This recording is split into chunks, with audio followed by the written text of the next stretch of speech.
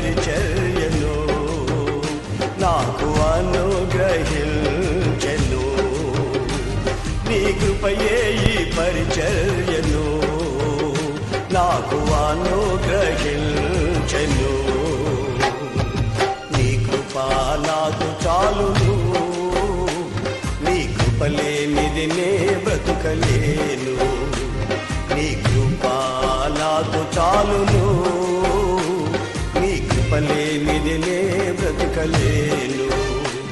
నీ కృప లేనిది నే బ్రతుకలేను.